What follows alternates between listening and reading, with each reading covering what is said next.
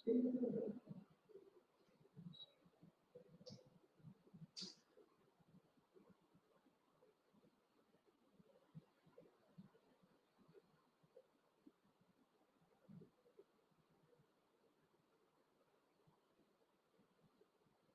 नमस्कार, मैं Jayaprakash Verma, academic counsellor IGNOU.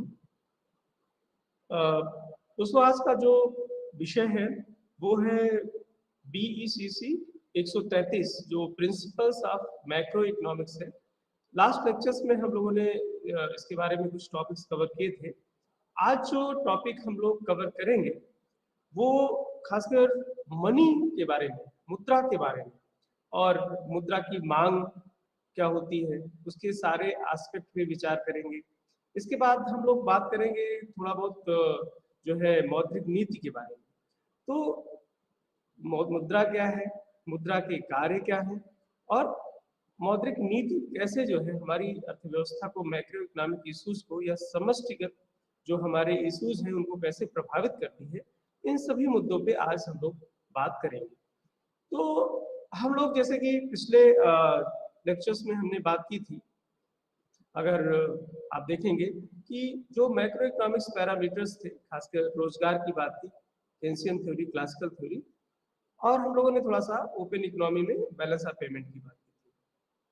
आज जब हम लोग मनी की बात करते हैं, मुद्रा की बात करते हैं, तो सबसे पहले ये समझना जरूरी है कि मुद्रा कहते किसे, मुद्रा है क्या। तो इसमें बहुत सारे कॉन्सेप्ट हैं, बहुत सारे अर्थशास्त्रियों के विचार हैं। उसमें जो है एक बहुत ही पॉपुलर अर्थशास्त्री थे स्टोवस्की, उन्होंने कहा कि मुद्रा के बेसिकली 3 कार्य होते हैं। कोई भी चीज जो ये 3 कार्यों को करती है उसको हम मुद्रा कह सकते हैं। वो कार्य क्या है उसको हम लोग एक एक करके डिस्कस करेंगे। स्टोवस्की साहब ने कहा कि जो यूनिट ऑफ अकाउंट का कार्य करे, जो अर्थात एक इकाई का कार्य करे लेखांकन में, या मीडियम ऑफ एक्सचेंज जिसको हम कहते हैं विनिमय का माध्यम का कार्य करे, और जो है जो मूल्य के संचय का कार्य करे, स्टोर ऑफ वैल्यू।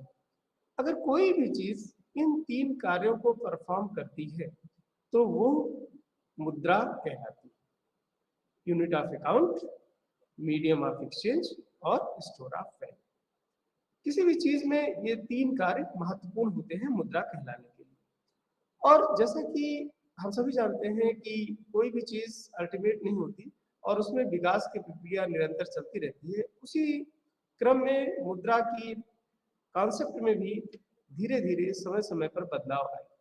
और इसी क्रम में एक कॉलबॉर्न बहुत ही पॉपुलर अर्थशास्त्री है, उन्होंने कहा कि इसको थोड़ा सा और एक्सपेंशन दिया, अर्थात इसको और विस्तृत रूप से डिफाइन करने का प्रयास किया कॉलबॉर्न साहब ने, और ये कहा कि कोई भी चीज जो यूनिट ऑफ अकाउंट के रूप में कार्य तो करती है, अर्थात जो है लेखांकन की इकाई के रूप में कार्य तो करती है, लेखा की इकाई के रूप में कार्य करती है, लेकिन एक्सेप्टेबल मीडियम ऑफ एक्सचेंज है, अर्थात विनिमय का एक जो है एक्सेप्टेबल माध्यम है या स्वीकृत माध्यम। तो अब इन्होंने थोड़ा सा परिभाषा को थोड़ा सा विस्तृत कर दिया। इन्होंने कहा जो भी चीज यूनिट ऑफ अकाउंट के रूप में तो कार्य करे लेकिन एक्सेप्टेबल मीडियम ऑफ एक्सचेंज है तो वो सारी चीजें मुद्रा है। अब इसमें ऐसी बहुत सारी चीजें शामिल हो गई जो मीडियम ऑफ एक्सचेंज के रूप में कार्य करती है।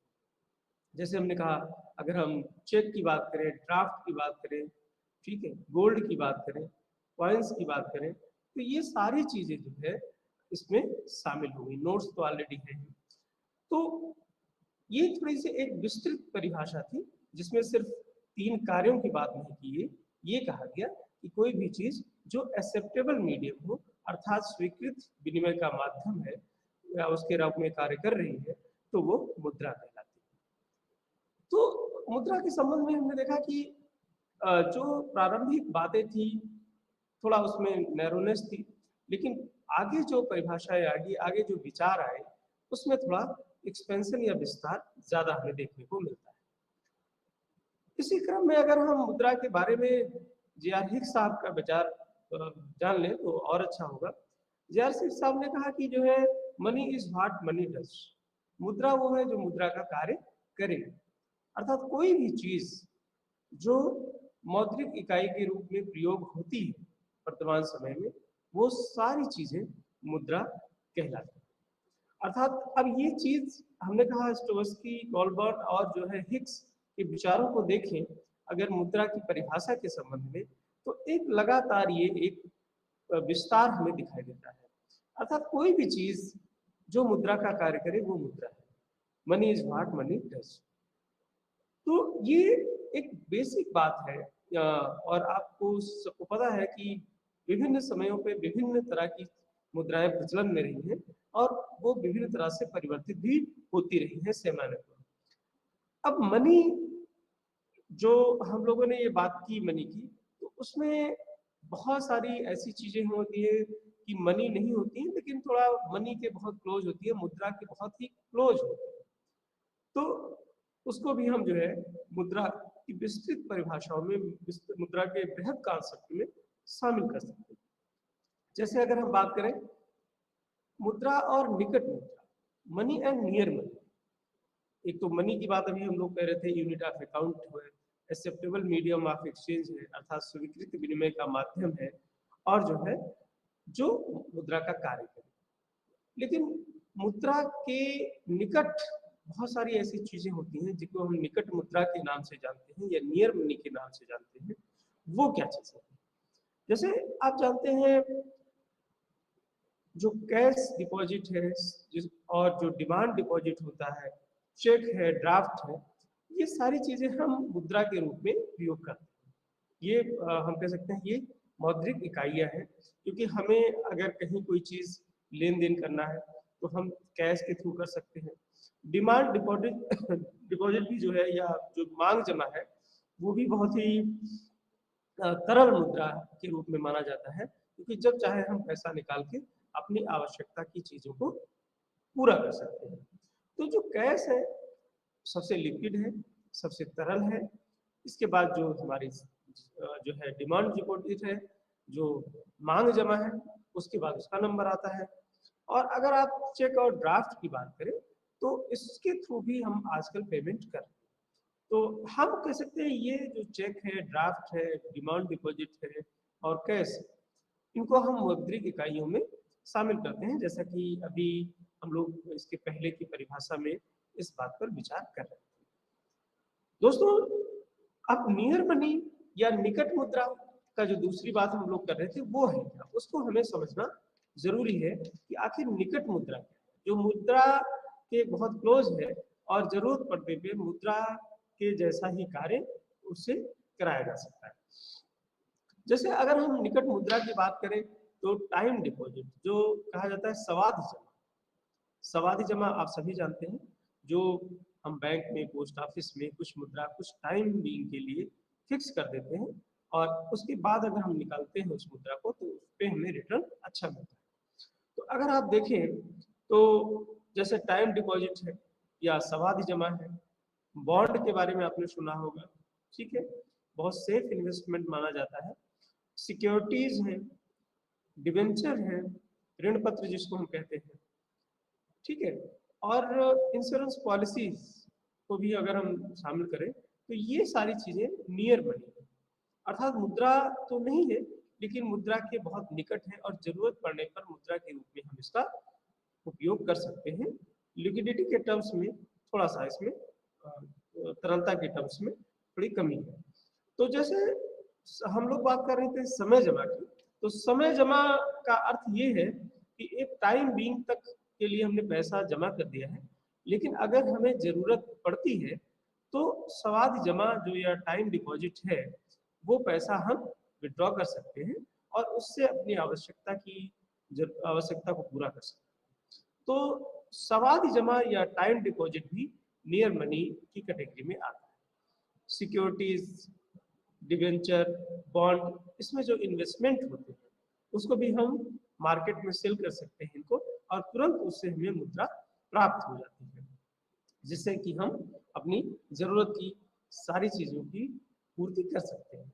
तो ये हम मुद्रा की कैटेगरी में नहीं है, लेकिन मुद्रा जैसे है या मुद्रा के बहुत क्लोज है, जिसको हम इसलिए हम इसको कहते हैं नियर मनी या निकट मुद्रा। कुछ इंश्योरेंस पॉलिसीज में भी ये होता है कि आप जो है उनको तुरंत सेल करके और मुद्रा प्राप्त कर सकते हैं। तो ये तो दोस्तों बात हुई कि जो मुद्रा है और जो निकट मुद्रा है। तो निकट मुद्रा और मुद्रा में क्या जो है डिफरेंसेस है, ये हम लोगों ने चर्चा की। मुद्रा की जब बात आती है तो इसके कुछ और भी कॉन्सेप्ट है जिसको हम इनसाइड मनी और आउटसाइड मनी या आंतरिक मुद्रा और बाह्य मुद्रा के नाम से हम जानते हैं। तो उस पे इन कॉन्सेप्ट पे भी, इन विचारों पर भी हमें ध्यान देने की जरूरत है। एक बहुत ही पॉपुलर अर्थशास्त्री हुई थी गर्ले एंड सा। गर्ले और सा साहब ने ये बताया कि कोई भी मुद्रा जो within private sector create होती है, ठीक है, within the private sector against the private debt, अर्थात कोई भी मुद्रा जो प्राइवेट सेक्टर के अंतर्गत निजी ऋणों के द्वारा सृजित की जाती है, मतलब एक तो निजी क्षेत्र के अंतर्गत होगी, दूसरा निजी ऋणों के माध्यम से सृजित की जाती है, दैट इज हम कह सकते हैं इनसाइड मनी, या हम उसको आंतरिक मुद्रा के नाम से जानते हैं। तो आंतरिक मुद्रा एक तरह से हम कह सकते हैं कि प्राइवेट सेक्टर से जुड़ी हुई है। जो गल्ले साहब का कॉन्सेप्ट है उसके अनुसार जो आंतरिक मुद्रा का विचार है वो एक प्राइवेट सेक्टर से जुड़ा हुआ है और जो प्राइवेट डेट या निजी ऋण से भी जुड़ा हुआ है। तो निजी ऋणों के संबंध में जो मुद्रा प्राइवेट सेक्टर के द्वारा सृजित की जाती है वो जो है इनसाइड मनी कहलाती है। और इनसाइड मनी के साथ साथ आउटसाइड मनी जो भी हम लोग बात कर रहे थे, जो भी मुद्रा गवर्नमेंट के द्वारा सृजित की जाती है, money based on the data of A government, अर्थात सरकारी सिस्टम के द्वारा सृजित की जाती है, वो जो है हम कह सकते हैं आउटसाइड मनी। जैसा कि हमने कहा कि जो है प्राइवेट सेक्टर के थ्रू सृजित की जाएगी तो इनसाइड मनी होगी, लेकिन अगर वो गवर्नमेंट सेक्टर के थ्रू सृजित की जाती है तो आउटसाइड मनी होगी। अर्थात जो गवर्नमेंट के डेट पे या गवर्नमेंट के ऋण पर आधारित मुद्रा होती है, ठीक है, वो जो है आउटसाइड मनी कहलाती है। जैसे कि कोई भी करेंसी जो गवर्नमेंट के द्वारा इशू की जाती है, गोल्ड है या फॉरेन सिक्योरिटीज है, ये जिसको हम सोना या विदेशी प्रतिभूतियां कहते हैं, ये जो चीजें हैं ये हम आउटसाइड मनी में शामिल करते हैं। जैसे कि इसके पहले जो लेक्चर्स हुए थे BECC 133 के 133 के, उसमें भी जब हम मैक्रो इकोनॉमिक्स या समष्टिगत आर्थिक चरों की बात करते हैं तो एक विस्तृत आयाम में चीजों को देखने का प्रयास करते हैं, अर्थात संपूर्ण अर्थव्यवस्था के संदर्भ में उसको देखने का प्रयास करते हैं। और इसीलिए जो मुद्रा का कॉन्सेप्ट है, मुद्रा का जो विचार है, इसको भी अर्थव्यवस्था के विभिन्न पक्षों पे उसके क्या प्रभाव पड़ते हैं और समग्रता में ही हम लोग इसको देखने का प्रयास करेंगे।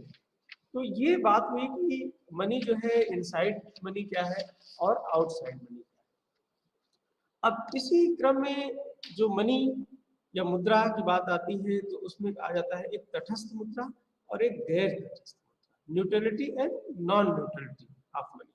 अर्थात मुद्रा की तटस्थता होती क्या है और मुद्रा की गैर तटस्थता क्या होती है।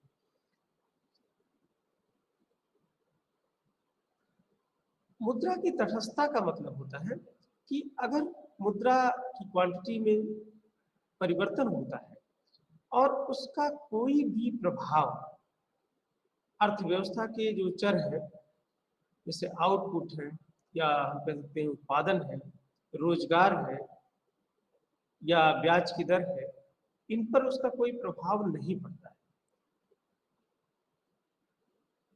अर्थात मनी स्टॉक में परिवर्तन के बाद भी हमारा जो रोजगार का स्तर है, हमारा जो उत्पादन का स्तर है, हमारा जो ब्याज दर का स्तर है, वो अपरिवर्तित रहता है। तो हम कहते हैं कि जो मुद्रा है वो न्यूट्रल है, मुद्रा का इफेक्ट जो है वो न्यूट्रल है। तो न्यूट्रलिटी ऑफ मनी या मुद्रा की तटस्थता का मतलब है कि मुद्रा का जो स्टॉक है उसमें वृद्धि का अर्थव्यवस्था के जो विभिन्न चर हैं उन पर कोई प्रभाव नहीं पड़ रहा।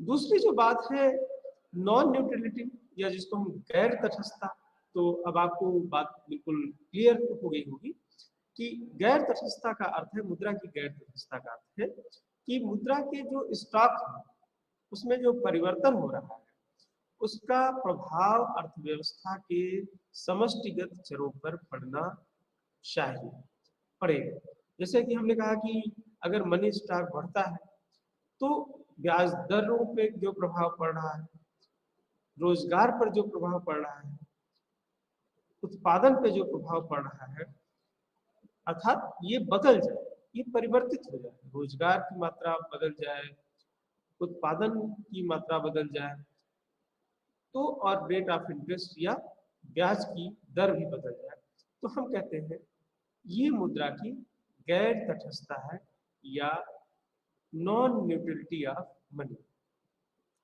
तो दोस्तों ये सारी चीजें हमें जानना बहुत जरूरी है, क्योंकि जो मुद्रा का कॉन्सेप्ट है उसमें अर्थशास्त्रियों के क्या विचार है, उसके टाइप्स क्या होते हैं, उसकी तटस्थता और गैर तटस्थता क्या होती है और उसका प्रभाव हम अर्थव्यवस्था पर कैसे देखते हैं। तो ये तो बात हुई तटस्थता और गैर तटस्थता की। और इसी क्रम में अब हम लोग बात देखेंगे कि मुद्रा का कार्य क्या है, फंक्शन ऑफ मनी। ये भी बहुत ही इम्पोर्टेंट टॉपिक है और जब तक हम मुद्रा के कार्य को नहीं समझते हैं तब तक मुद्रा के विभिन्न प्रभावों को हम नहीं समझ सकते।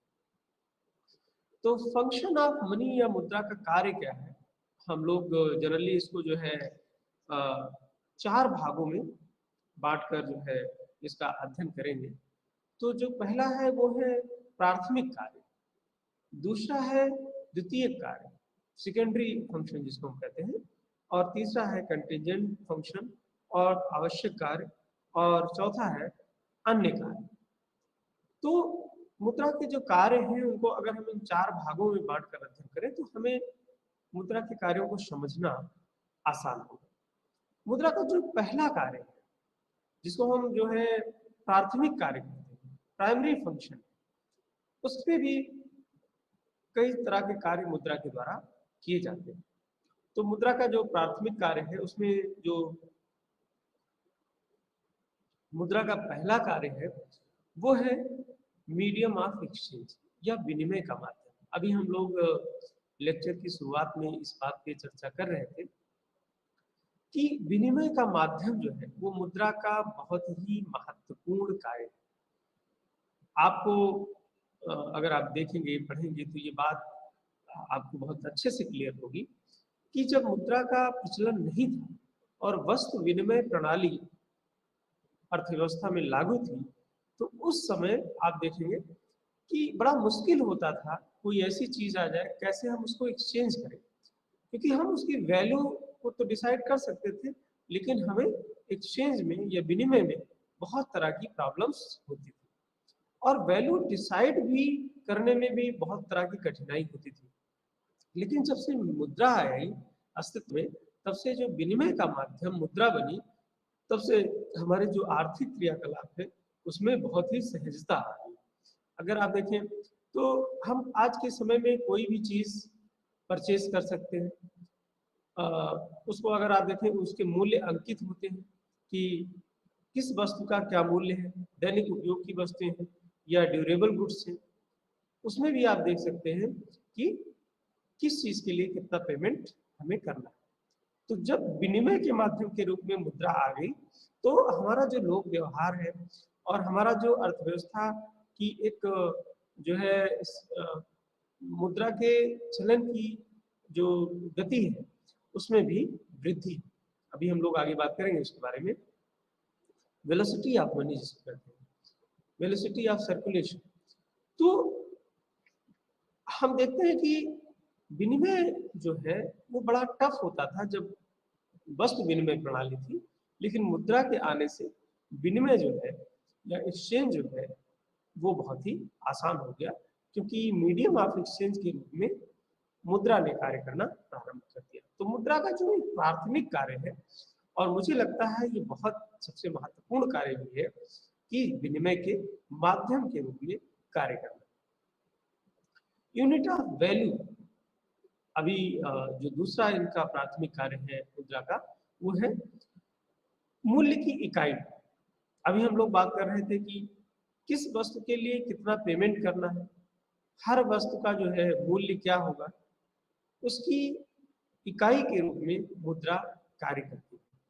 हमें कितना पेमेंट करना है किस चीज के लिए, और हम उसको इजीली कर सकते हैं, क्योंकि हमें पता होता है कि किस वस्तु का कितना मूल्य है, और अगर हमें ये चीज पता है तो हम उसको बहुत ही इजीली पे कर सकते हैं, और उसको कहते हैं unit of account, unit of value. तो मुद्रा का जो प्राथमिक कार्य है वो विनिमय का माध्यम और यूनिट ऑफ वैल्यू या जो है इकाई मूल्य। दूसरा जो महत्वपूर्ण कार्य है वो है द्वितीय कार्य या सेकेंडरी फंक्शन मुद्रा का। अब सेकेंडरी फंक्शन में भी कई तरह के कार्य मुद्रा के द्वारा संपादित किए जाते हैं, जैसे कि कहा मूल्य की इकाई के रूप में प्राथमिक फंक्शन में काम करती है। उसी तरह से मुद्रा जो है जो स्टैंडर्ड ऑफ डिफर्ड पेमेंट, अर्थात जिनको हम जो है स्थगित भुगतान के रूप में काम करती है। स्थगित भुगतान का क्या अर्थ है, जैसे हमने कोई लोन ले लिया, ऋण ले लिया, ठीक है, तो हम कुछ समय के लिए ये उसको पे कर सकते हैं, कुछ समय बाद पेमेंट कर सकते हैं, करंट पेमेंट करने की हमें जरूरत नहीं होती है। तो मुद्रा का जो द्वितीय कार्य है उसमें स्टैंडर्ड ऑफ डिफर्ड पेमेंट या स्थगित भुगतानों के रूप में मुद्रा कार्य करती है। क्यों ऐसा होता है, क्योंकि मुद्रा को हम स्टोर कर सकते हैं, मुद्रा में डिवीजन की कोई प्रॉब्लम नहीं होती, और एक टाइम बीइंग में हम इसके द्वारा भुगतान कर सकते हैं, क्योंकि इसकी एक्सेप्टेबिलिटी है। तो जो कि लीगल टेंडर है, तो लीगल टेंडर के रूप में इसकी एक्सेप्टेबिलिटी है। तो जो स्थगित भुगतान है या डिफर्ड पेमेंट है उसका हम मुद्रा के द्वारा भुगतान कर सकते हैं। दूसरा जो इनका द्वितीय कार्य है मुद्रा का या सेकेंडरी फंक्शन है वो है हम कह सकते हैं स्टोर ऑफ वैल्यू या मूल्य का संचय। मूल्य का संचय का क्या अर्थ है, अर्थात हमारे पास कोई एसेट है, हम उसको जो है बेच सकते हैं, और जरूरत पड़ने पे भविष्य में खरीद भी सकते हैं। अर्थात मुद्रा के आने से एक बहुत आसान ये हुआ कि मूल्य का जो संचय हुआ वो पहले बार्टर सिस्टम में नहीं हो पाता था। पेरिसेबल गुड्स होती हैं, बहुत सारी अति शीघ्र नष्ट होने वाली वस्तुएं होती हैं, तो उसके संबंध में जो है हम उसका संरक्षण नहीं कर पाते हैं। लेकिन मुद्रा के आने से हम अगर कोई भी वस्तु अतिशीघ्र नष्ट होने वाली है तो हम उसको सेल कर सकते हैं और उसकी वैल्यू को मुद्रा के रूप में संचित कर सकते हैं। तो इसको कहते हैं store of the value function of money, या मुद्रा का जो है मूल्य का संचय का कार्य, और ये मुद्रा का द्वितीय कार्य के रूप में जाना जाता है। और द्वितीय कार्य के में एक जो तीसरी कैटेगरी है वो है ट्रांसफर ऑफ वैल्यू। ये बड़ा इंपॉर्टेंट बात है, और आज के समय में जो है हम ट्रांसफर ऑफ वैल्यू का बहुत उपयोग करते हैं अगर आज की अर्थव्यवस्था के संबंध में बात करें। ट्रांसफर ऑफ वैल्यू का अर्थ है कि जैसे कोई भी एसेट है, हमने किसी पर्टिकुलर शहर में ली, हमने मुद्रा के रूप में सेल किया उसको, इसके बाद किसी दूसरे शहर में हम उस एसेट को परचेज कर सकते हैं। तो जो या कोई भी बिजनेस है, हम एक सिटी से दूसरे सिटी में स्टार्ट कर सकते हैं, एक सिटी में बंद कर सकते हैं, दूसरे में स्टार्ट कर सकते हैं। तो मुद्रा के आने से जो मूल्य का हस्तांतरण वो भी बहुत सहज हो गया। किसी भी वस्तु को एक स्थान पर बेचना और उसी वस्तु को दूसरे स्थान पर खरीद लेना, ये तभी संभव हुआ जब मुद्रा का प्रचलन आया। तो मुद्रा एक तरह से आप देखिए कि मानव जीवन में आप देखिए कि मुद्रा में जो कार्य कर रहे हैं मुद्रा, उससे बहुत ही बड़ा जो है परिवर्तन आया है हमारे व्यवहार में, अर्थव्यवस्था में और हमारे जीवन में। तो मुद्रा एक बहुत बड़ी खोज है, कह सकते हैं कि मानव सभ्यता की एक बहुत बड़ी खोज है, और इसने जो है पूरा जो हमारा आर्थिक व्यवहार है उसको बहुत ही सरल और सहज बना दिया। तो ट्रांसफर ऑफ वैल्यू या जो है मूल्य का हस्तांतरण, ये भी मुद्रा का एक द्वितीय कार्य है। इसी तरह से अगर हम बात करें मुद्रा का जो आवश्यक कार्य है, कंटिजेंट फंक्शन ऑफ मनी है, वो क्या है? तो हम सभी जानते हैं कि मोस्ट लिक्विड एसेट मुद्रा जो है वो सबसे ज्यादा तरल संपत्ति है। तरलता का क्या अर्थ है? किसी भी चीज को कितना जल्दी दूसरी चीज में कन्वर्ट कर देना। जैसे करेंसी, अगर करेंसी सबसे ज्यादा लिक्विड होती है, हमें किसी भी चीज की जरूरत होती है, हम तुरंत करेंसी से उसको परचेज कर सकते हैं।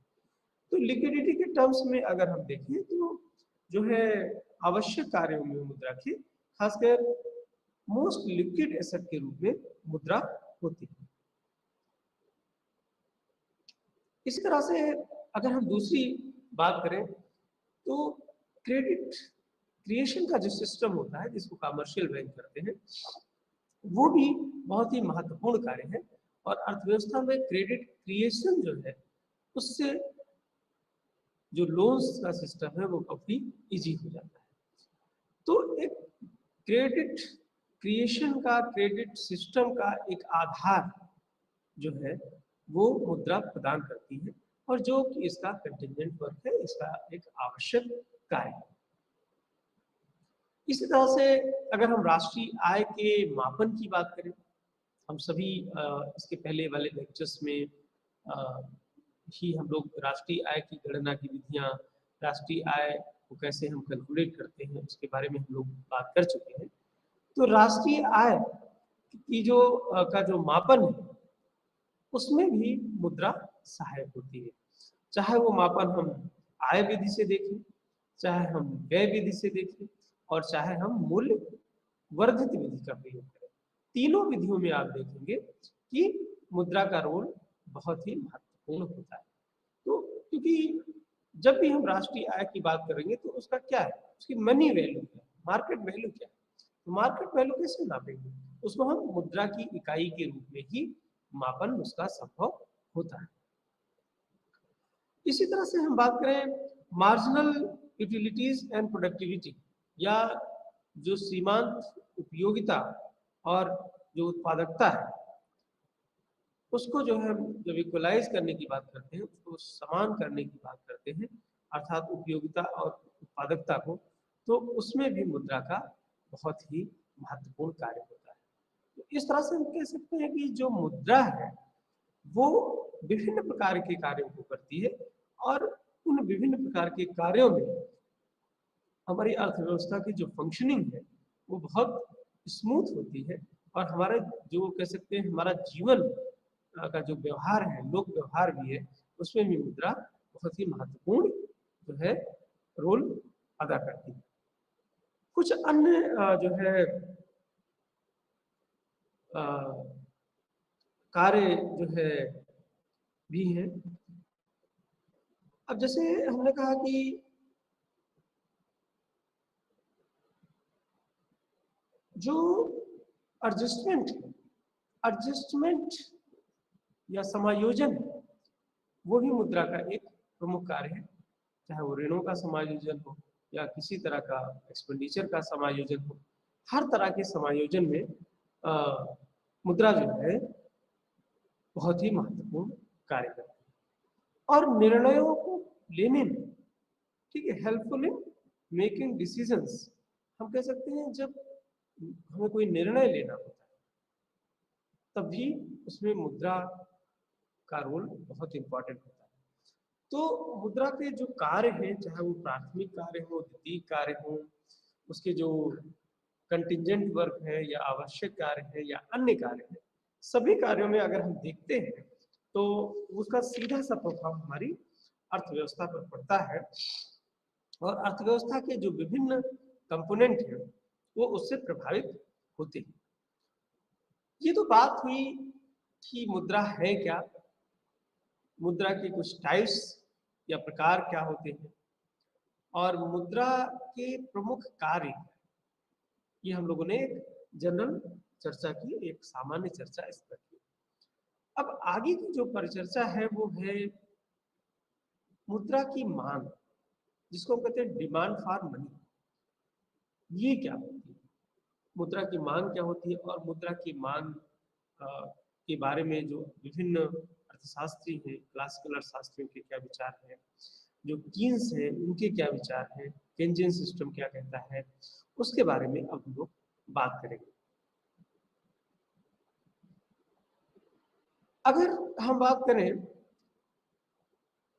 तो सबसे पहली बात आती है मुद्रा की मांग के बारे में कि मुद्रा की मांग हम करते क्यों हैं। क्या हमें रिक्वायरमेंट है कि जो हमें मुद्रा की मांग करने की आवश्यकता होती है। तो अभी हम लोगों ने मुद्रा के फंक्शंस या जो कार्य है उसके बारे में पढ़ा और उससे आपको क्लियर हो गया होगा कि मुद्रा की मांग कोई भी व्यक्ति क्यों करता है। और जो मुद्रा है, मुद्रा की मांग है, उसका सीधा जो संबंध है वो आय के स्तर के साथ होता है। अर्थात किसी भी अर्थव्यवस्था में अगर आय का स्तर बढ़ता है तो मुद्रा की मांग बढ़ेगी, आय का स्तर घटता है तो मुद्रा की मांग घटेगी। मतलब money demand is directly related with the level of income. या जो मुद्रा की मांग है वो सीधे जो है आय के साथ जुड़ी हुई। और अगर किसी भी, ये तो एक जो है इसको हम कहते हैं स्केल व्यू, अर्थात जब हम मुद्रा की मांग में वृद्धि देखते हैं तो इसका मतलब है अर्थव्यवस्था में आय का स्तर हमें बढ़ा हुआ लगता है। दूसरी जो बात है वो है substitution views demand for money में। उसमें अगर हम देखते हैं कि अभी हम लोग आगे बात करेंगे कि मुद्रा को सिर्फ कैश के रूप में नहीं रखते हैं, मुद्रा को हम विभिन्न प्रतिभूतियों में, बॉन्ड में, डिबेंचर में निवेश करके भी रखते हैं। तो ये निर्णय होना भी इम्पोर्टेंट है कि एट अ टाइम की मुद्रा की मांग कितनी है, वो हमारी मार्केट की सिचुएशन पर भी निर्भर करता है। जैसे कि अगर हम बॉन्ड की बात करें जो एक निवेश का बहुत ही सेफ ऑप्शन है, और हम देखते हैं कि जो बॉन्ड की प्राइसेस होती हैं वो रेट ऑफ इंटरेस्ट जो होता है, मार्केट रेट ऑफ इंटरेस्ट, उससे इन्वर्सली कोरिलेटेड होती है, उससे विपरीत तरह से संबंधित होती है। तो अगर बाजार ब्याज दर कम होती है तो बॉन्ड की प्राइसेस भी बढ़ती है। तो ऐसी स्थिति में हम देखते हैं कि अगर प्राइसेस बढ़ी है, ब्याज दर अर्थव्यवस्था में कम है, तो लोग जो है ज्यादा कैश रखने के लिए तैयार होंगे, ज्यादा कैश रखना चाहते हैं और कम बॉन्ड में इन्वेस्टमेंट करते हैं। तो मुद्रा की मांग बहुत सारे पैरामीटर पे भी डिपेंड करती है, सिर्फ आवश्यकताओं पे ही डिपेंड नहीं करती, मार्केट या बाजार की स्थितियों पर भी निर्भर करती है। जैसे कि हमने कहा कि अगर किसी व्यक्ति ने बॉन्ड में इन्वेस्टमेंट किया है और अगर मार्केट रेट ऑफ इंटरेस्ट कम हो गया तो बॉन्ड की प्राइसेस बढ़ जाएगी। तो ऐसी स्थिति में कोई भी व्यक्ति बॉन्ड खरीदना नहीं चाहे, बल्कि लोग बॉन्ड को बेचकर कैश मुद्रा अपने पास रखना चाहेंगे। तो अब एक समय पे हम कह सकते हैं कि अर्थव्यवस्था में जब बाजार ब्याज दर कम होती है तो मुद्रा की मांग बढ़ जाएगी कैश के रूप में। तो ये जो है हम इसको कह सकते हैं एक सब्स्टिट्यूशन व्यू, अर्थात मुद्रा को सिर्फ हम कैश के रूप में ही नहीं रखते हैं बल्कि अन्य प्रतिभूतियों के रूप में निवेश करके रखते हैं और उसका समग्र अर्थव्यवस्था पर प्रभाव भी हम देखते हैं। तो ये जो मुद्रा की मांग है जिसमें हमने कहा वो स्केल व्यू और जो हम कह सकते हैं सब्स्टिट्यूशन व्यू, प्रतिस्थापन जो विचार है वो कैसे संबंधित है। इसी क्रम में जो मुद्रा की मांग है उसमें अभी हम लोग बात कर रहे थे विभिन्न टाइप के विचार हैं जिसमें क्लासिकल और कीन्सियन। दो तरह की थ्योरीज वो बहुत इंपॉर्टेंट है। तो जब भी हम मुद्रा की मांग के संबंध में क्लासिकल विचारधारा की बात करते हैं तो सबसे पहले जो बात आती है वो फिशर्स की आती है, क्वांटिटी थ्योरी ऑफ मनी, मुद्रा परिमाण सिद्धांत। और मुद्रा परिमाण सिद्धांत जो है वो मुद्रा की मांग के संबंध में एक फाउंडेशन स्टोन है, क्योंकि भविष्य में जितनी थ्योरीज डेवलप हुई मुद्रा की मांग के संबंध में, चाहे वो फ्रीडमैन की हो, चाहे कीन्स की हो, चाहे टोबिन की हो, चाहे बॉमेल की हो, सबका जो आधार है वो फिशर का जो क्वांटिटी थ्योरी ऑफ मनी है या मुद्रा का परिमाण सिद्धांत वही है। तो जो क्लासिकल अप्रोच है या क्लासिकल जो दृष्टिकोण है मुद्रा की मांग में, उसमें क्वांटिटी थ्योरी ऑफ मनी या परिमाणात्मक जो सिद्धांत है फिशर का, वो क्या कहता है उसको समझना बहुत ही जरूरी है। तो सबसे जो पहली बात है वो फिशर कहते हैं कि कहते हैं M V is equal to P T, M V is equal to P T. एक सामान्य इक्वेशन देते हैं। अब वो कहते हैं यम क्या है, यम मीन्स मनी सप्लाई, और जो वी है, वी का मतलब है वेलोसिटी ऑफ मनी, अर्थात मुद्रा की चलन गति, मुद्रा की मात्रा कितनी है और उसकी चलन गति क्या है, और वो किसके बराबर होती है, पी और टी के। पी का मतलब होता है प्राइस लेवल और टी का मतलब है ट्रांजेक्शन या लेन देन। तो उन्होंने कहा किसी भी फिशर का कहना है कि जो क्वांटिटी थ्योरी ऑफ मनी है, खासकर जो डिमांड की पहली थ्योरी कह सकते हैं इसको, तो उसमें ये चीज बहुत ही क्लियरली है कि M V is equal to P T में जो मुद्रा की टोटल पूर्ति है, जो यम जिसको हम डिनोट कर रहे हैं, और जो वी है उसकी वेलोसिटी। जैसे कहने का मतलब है कि अगर 100 रुपए का नोट है और 100 रुपए के नोट अर्थव्यवस्था में 3 बार ट्रांजेक्शन होता है 100 रुपए का, तो टोटल मनी सप्लाई अर्थव्यवस्था में 100 मल्टीप्लाई बाई 3, तो 300 हो जाती है। इस तरह से जो एमवी है, वी, वो वेलोसिटी को, वेलोसिटी इन सर्कुलेशन या चलन में मुद्रा की मात्रा को दर्शाती है कि जितना टाइम्स कोई भी मुद्रा चलन में आती है उतना ही मनी सप्लाई अर्थव्यवस्था में बढ़ जाती है।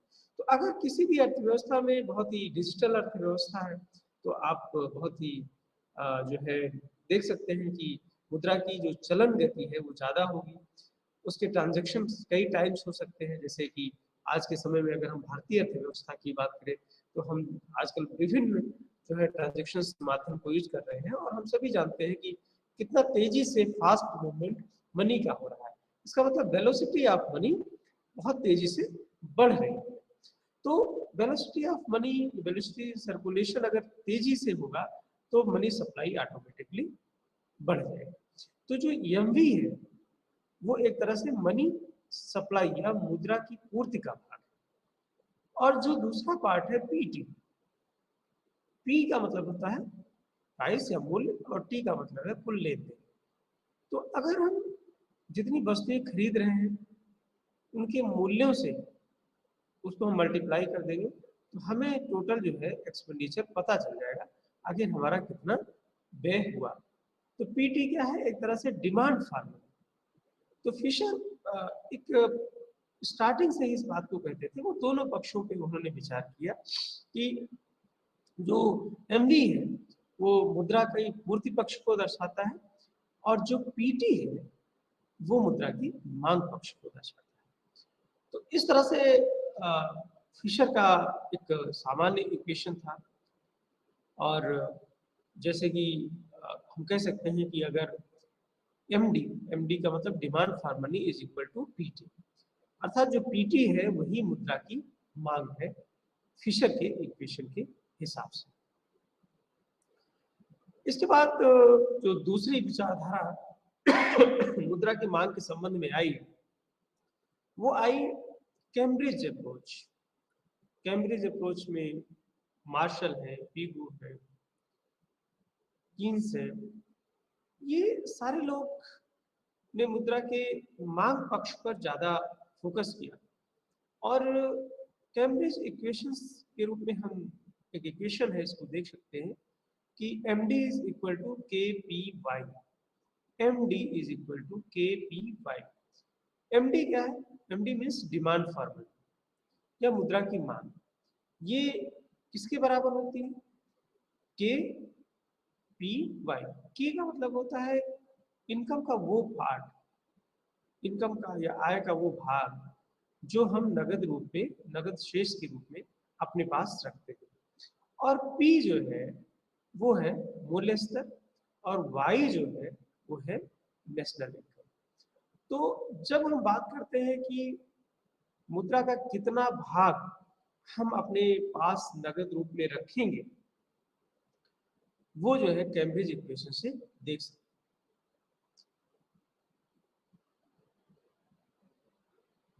तो M D is equal to K P Y, वो हम देख सकते हैं कि अगर हमने कहा कि अगर k इज इक्वल टू 1/4 है और हमारी टोटल इनकम जो है वो 1,000 रुपये है, तो हम नगद कितना रखेंगे?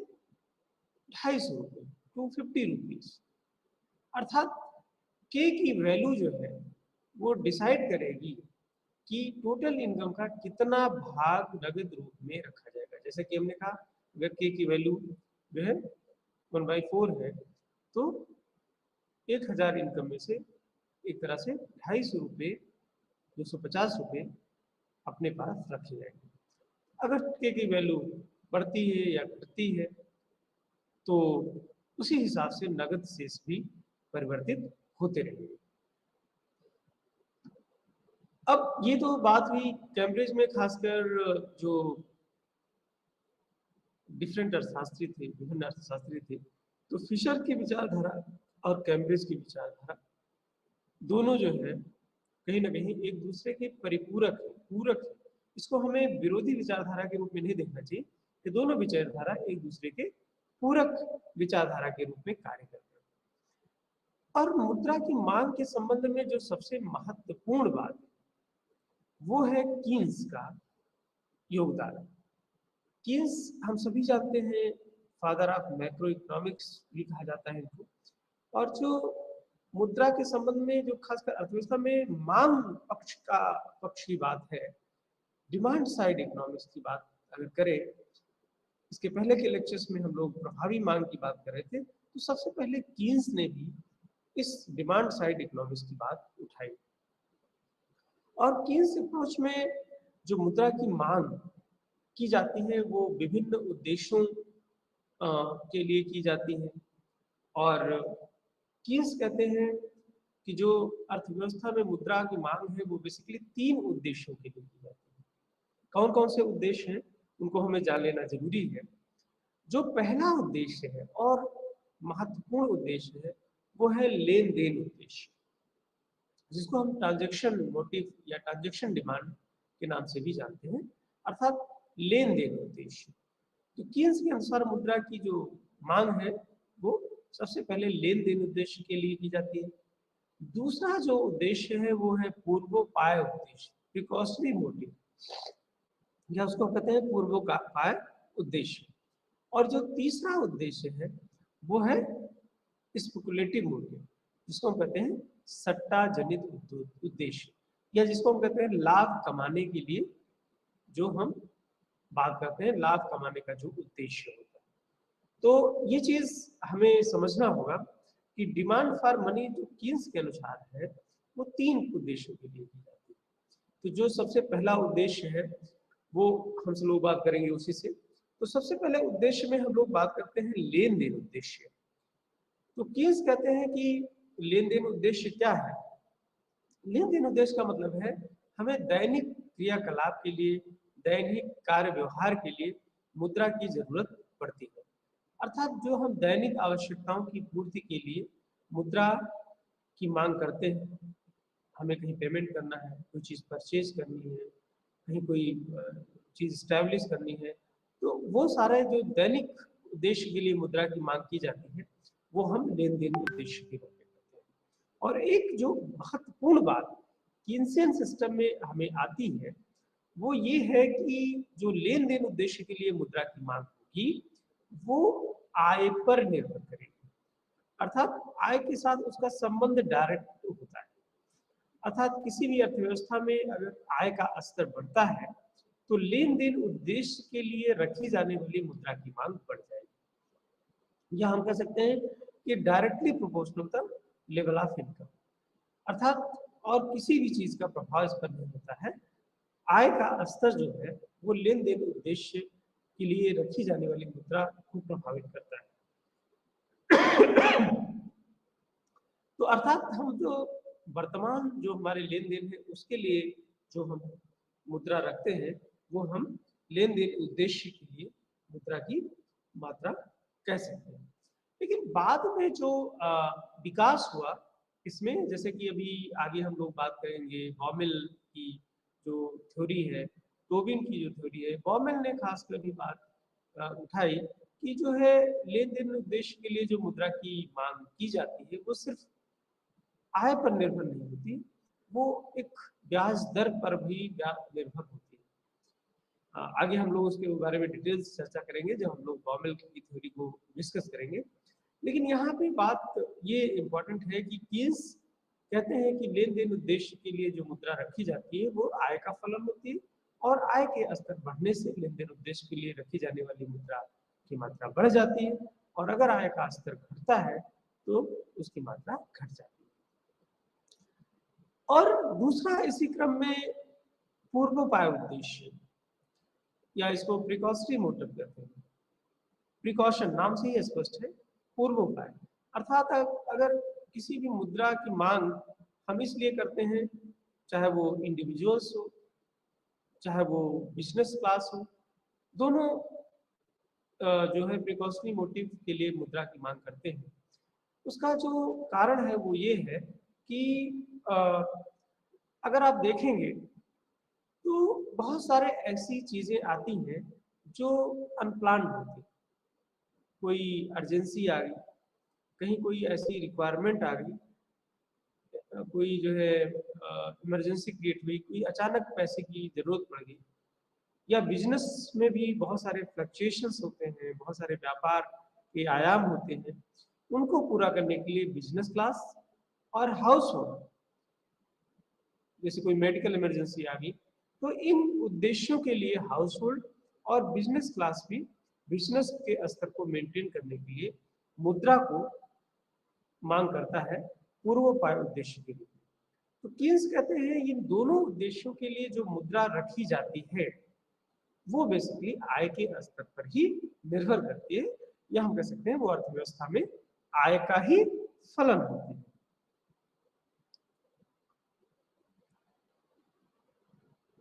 तो ये बात बहुत क्लियरली कीन्स कहते हैं। और आगे हम लोग बात देखेंगे कि कीन्स की बात थी कि सिर्फ आय नहीं बल्कि ब्याज दर का भी प्रभाव पड़ता है, उस पर हम लोग बाद में बात करेंगे। तो ये तो बात हुई कि दो उद्देश्य जो खासकर लेन देन उद्देश्य और पूर्वोपाय उद्देश्य, ये खासकर आय के स्तर पर इनकी मांग निर्भर करती है। आय का स्तर बढ़ेगा तो इन दोनों की मांग बढ़ेगी, और आय का स्तर घटेगा तो इनकी दोनों की मांग कम होगी। और इसीलिए दोनों को मिला के कहा जाता है कि LT is a function of Y, अर्थात जो प्रिकॉशनरी मोटिव के लिए मुद्रा रखी जाती है और जो लेन देन उद्देश्य के लिए रखी जाती है, दोनों जो है आय का फलन होते हैं। अब जो तीसरी और सबसे महत्वपूर्ण बात कीन्सियन एनालिसिस में आती है, वो आप देख सकते हैं कि उसमें जो एक मुद्रा की जो मांग की जाती है वो स्पेकुलेटिव पर्पस। स्पेकुलेटिव पर्पस का मतलब सट्टा जनित उद्देश्य। ये जो मुद्रा की मांग की जाती है वो अर्थव्यवस्था में लाभ कमाने के उद्देश्य से की जाती है। अर्थात अगर किसी को अर्थव्यवस्था में का लाभ कमाना है तो वो जो है इस तरह की मुद्रा की मांग करता है। और जो लाभ कैसे कमाएगा वो पैसे को बॉन्ड में इन्वेस्ट करता है कीन्स के अनुसार। और जो बॉन्ड एक ऋण पत्र कह सकते हैं, एक फिक्स इन्वेस्टमेंट है जिसपे रेट ऑफ इंटरेस्ट, एक जो रिटर्न है वो फिक्स मिलता है। और मार्केट रेट ऑफ इंटरेस्ट का प्रभाव उस पर पड़ता है। तो केस कहते हैं कि जैसे अगर किसी ने जो है बॉन्ड में इन्वेस्टमेंट कर दिया, सिक्योरिटीज में कर दिया, डिबेंचर्स में किया, शेयर्स में किया, तो ये जो है स्पेकुलेटिव पर्पस है। तो अगर हम देखें कि अर्थव्यवस्था में, अगर किसी भी अर्थव्यवस्था में ब्याज की दर ज्यादा होती है, तो ब्याज की दर और बॉन्ड की प्राइस दोनों इनवर्सली कोरिलेटेड होती है, अर्थात विपरीत ढंग से संबंधित होती है। कीन्स कहते हैं कि अर्थव्यवस्था में अगर ब्याज की दर ज्यादा होती है, बाजार ब्याज दर की बात हम लोग कर रहे हैं, तो क्या होगा, बॉन्ड की प्राइसेस क्या होगी, कम होगी, क्योंकि दोनों में विपरीत संबंध होता है। बॉन्ड की प्राइसेस कम होगी तो लोग बॉन्ड ज्यादा से ज्यादा खरीदेंगे। ठीक है, क्यों खरीदेंगे, क्योंकि उनको ये जो है कॉन्सेप्ट है कि भविष्य में ब्याज दर गिरेगी और बॉन्ड की प्राइसेस बढ़ेगी, लाभ कमाने की वजह से। बुल एंड बियर्स का जो कॉन्सेप्ट आता है, तो जो ऑप्टिमिस्टिक लोग हैं वो बॉन्ड में इन्वेस्ट करेंगे। और जब ऊंची ब्याज दर पर आप जानते हैं जो कैश की डिमांड होगी वो कम हो जाएगी। क्यों कम हो जाएगी, क्योंकि ज्यादा से ज्यादा लोग अपना पैसा बॉन्ड में लगाएंगे। तो कीन्स के अनुसार जब किसी भी अर्थव्यवस्था में ब्याज दर बढ़ती है, बाजार ब्याज दर, तो ऐसी स्थिति में बॉन्ड में निवेश बढ़ता है और कैश की जो मांग है वो कम होती है, मतलब लिक्विड जो डिमांड है वो कम होती है। और इसी का जस्ट अपोजिट भी है, अगर बाजार ब्याज दर कम होती है तो बॉन्ड की प्राइसेस बढ़ जाएंगी, क्योंकि दोनों एक दूसरे से विपरीत ढंग से संबंधित है। तो बॉन्ड की प्राइसेस बढ़ जाएंगी तो कोई भी व्यक्ति बॉन्ड को खरीदना नहीं चाहेगा, बॉन्ड में इन्वेस्टमेंट नहीं करना चाहेगा और वो मुद्रा को कैश में रखना चाहेगा। तो इस तरह से हम देखते हैं कि ऊंची ब्याज दर पर जो कैश की डिमांड है वो कम होगी, और जो नीची ब्याज दर है, जब मैं ब्याज दर शब्द का उपयोग कर रहा हूं तो इसका मतलब बाजार ब्याज दर से, तो एक नीची जो ब्याज दर है उस पर बॉन्ड की, ओ सॉरी, मुद्रा की मांग जो है या कैश की डिमांड जो होती है नीची ब्याज दर पर ज्यादा होगी, क्योंकि बॉन्ड में इन्वेस्टमेंट कम होगा और क्योंकि ज्यादा से ज्यादा लोग को लगता है कि बॉन्ड बहुत कॉस्टली है। तो इस तरह से जो स्पेकुलेटिव पर्पस के लिए मुद्रा की मांग की जाती है वो एक किसका फलन होती है, वो फलन होती है ब्याज दर का, तो ब्याज दर पर निर्भर करती है। अब कीन्स जो है कई बातें कहते हैं, कीन्स की जो थ्योरी है उसमें एक जो महत्वपूर्ण कॉन्सेप्ट निकल कर आता है वो है तरलता जाल या लिक्विडिटी ट्रैप। लिक्विडिटी ट्रैप है क्या, तरलता जाल है क्या, ये स्पेकुलेटिव थ्योरी ऑफ डिमांड में बहुत ही महत्वपूर्ण रोल अदा करता है। जैसा कि अभी हमने चर्चा की कि जब ब्याज दर ऊंची होती है तो कैश की मांग जो है वो कम होगी। तो एक क्रिटिकल रेट ऑफ इंटरेस्ट होता है इन्वेस्टर्स के दिमाग में, और उस क्रिटिकल रेट ऑफ इंटरेस्ट से वो सोचता है कि या तो इंटरेस्ट रेट कम जाएगी, एक हम माइंड मेकअप करके इन्वेस्ट जाते हैं कि भाई इस रेट तक अगर ब्याज दर है तो हम इन्वेस्ट करेंगे, इस रेट से अगर ब्याज दर ऊपर बढ़ेगी तो इन्वेस्टमेंट करेंगे, कम होगी तो नहीं करेंगे। तो इसी तरह से एक क्रिटिकल रेट ऑफ इंटरेस्ट जो है अर्थव्यवस्था में बहुत ही महत्वपूर्ण रोल अदा करती है, और जब भी ब्याज दर उस क्रिटिकल रेट ऑफ इंटरेस्ट के ऊपर जाती है तो निवेश बढ़ता है, और जब ब्याज दर उस क्रिटिकल रेट ऑफ इंटरेस्ट के नीचे जाती है तो निवेश करता है। लेकिन एक ब्याज दर का स्तर होता है, ऐसा नहीं कि ब्याज दर जीरो हो जाएगी, ब्याज दर कभी जीरो नहीं हो सकती है। ब्याज दर का एक मिनिमम स्तर होता है कि जिसके बाद ब्याज दर में कमी नहीं होती, ब्याज दर कह सकते हैं कि फिक्स हो जाती है। तो उस मिनिमम जो भी ब्याज दर है जिसके नीचे ब्याज दर जो है नहीं आती है, उस पर कोई भी व्यक्ति जितना चाहे उतनी मुद्रा की मांग कर सकता है। और इस तरह से आप देखेंगे जो मुद्रा की जो मांग वक्र है, स्पेकुलेटिव डिमांड फॉर मनी का जो कर्व है, वो एक तरह से परफेक्टली इलास्टिक हो जाता है। परफेक्टली इलास्टिक का मतलब होता है एक्स अक्ष के समानांतर हो जाता है। तो अर्थव्यवस्था में ये बड़ी महत्वपूर्ण बात कीन्स ने कही कि तरलता जाल की स्थिति जब आ जाती है तो यहाँ पे मॉनेटरी पॉलिसी फेल हो जाती है, अर्थात मौद्रिक नीतियां जो है वो यहाँ पे असफल होती हुई दिखती है। तो तरलता जाल में जो हमने बताया कि बाजार जो मांग वक्र है वो एक्स अक्ष के समानांतर हो जाता है और ब्याज दर का जो एक स्तर है उससे नीचे ब्याज दर कम नहीं होती। तो कीन्स कहते हैं कि भाई ये जो स्पेकुलेटिव डिमांड फॉर मनी है ये मार्केट बिहेवियर पे निर्धारित होती है और मार्केट का जो व्यवहार है वो निर्धारित करता है कि अर्थव्यवस्था में आने वाले समय में क्या होगा। तो इस तरह से जो टोटल डिमांड फॉर मनी है वो हम कह सकते हैं कि ट्रांजैक्शन डिमांड, जो लेन देन उद्देश्य, जो हमारा पूर्वोपाय उद्देश्य प्रिकॉशनरी मोटिव, और जो तीसरा हमारा है स्पेकुलेटिव मोटिव या कह सकते हैं सट्टा जनित उद्देश्य, तीनों को मिलकर होता है।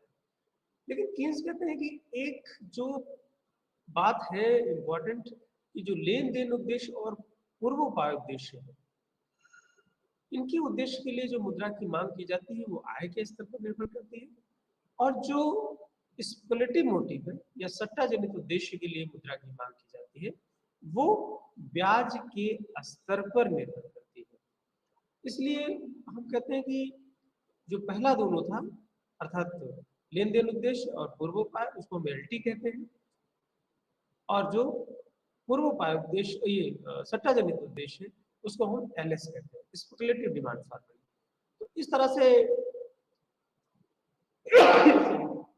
टोटल डिमांड फॉर मनी जो है वो दोनों पे निर्भर करती है। सॉरी,